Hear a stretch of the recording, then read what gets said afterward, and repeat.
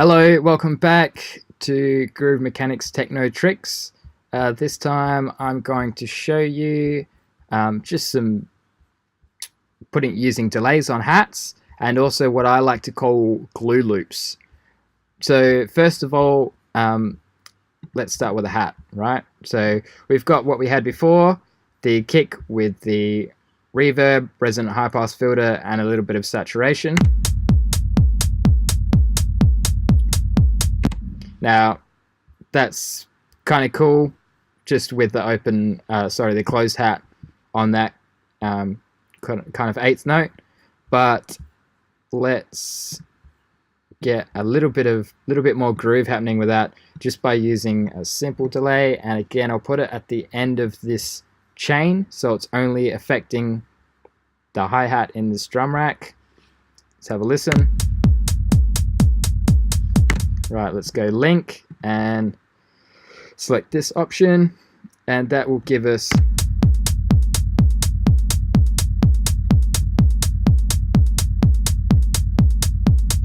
that kind of typical rolling groove, right? So we can adjust this slightly, and this will give us some the hats will kind of mush together a little bit at certain times, depending on what sound you're using. Sometimes it sounds good, sometimes it sounds shit, but sometimes it can add a little bit more groove or a little bit more interest to the hats.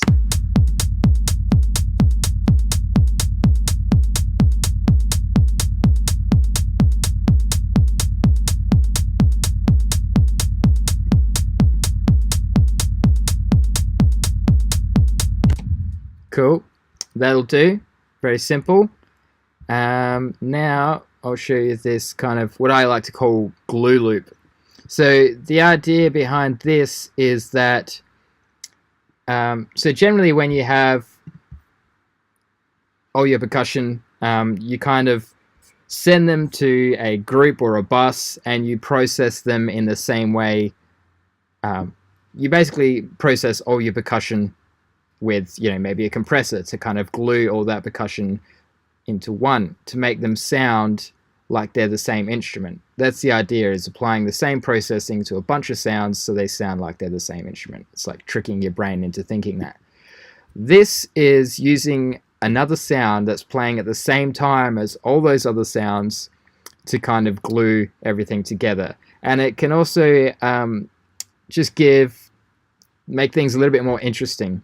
And you can use just about any sound to do it, right? So we've got our 99 kit. I'm just going to turn this down a tiny bit.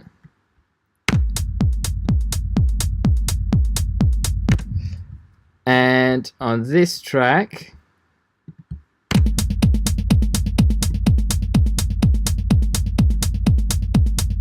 the idea would just be having a small amount of that blended in.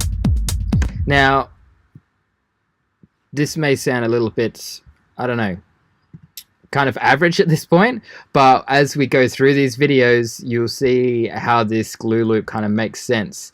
The idea is that it's just going to be in there that tiny little bit to help glue together all the other percussion that we'll end up putting in there.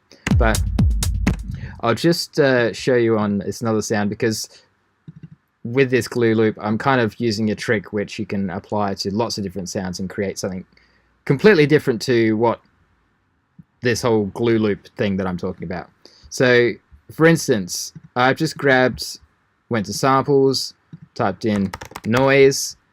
Yeah, I'm sure there's some cool stuff in here that you can use.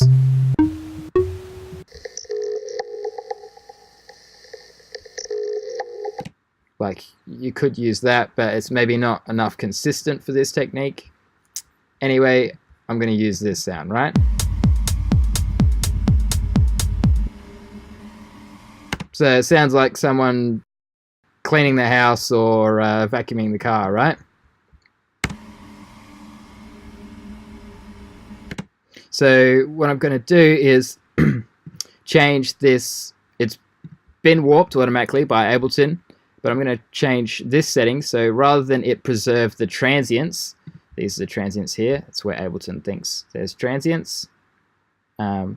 transients are kind of like a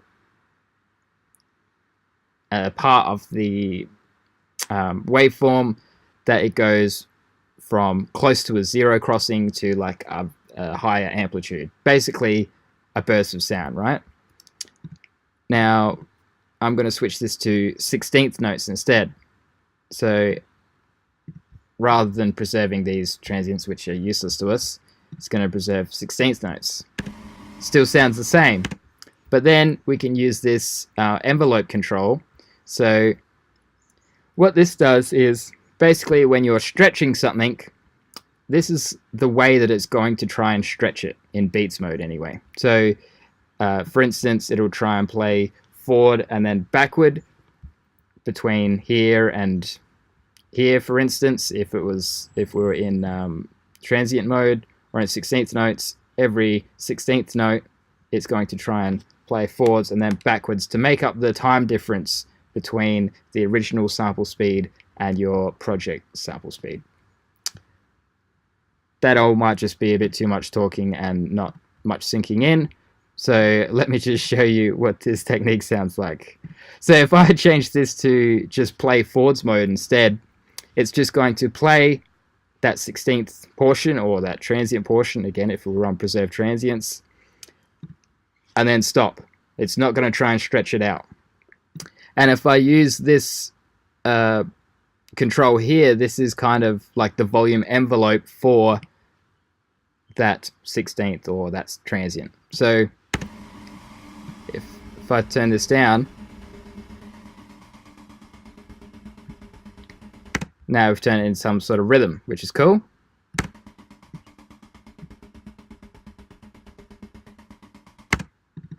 So let's bung that in there.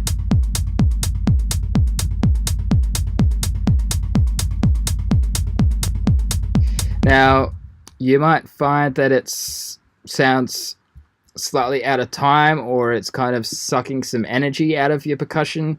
It may or may not, but if it is doing that, you can just adjust the track delay and either make this kind of rhythmic noise sound play a little bit earlier or later than the kick or percussion sound.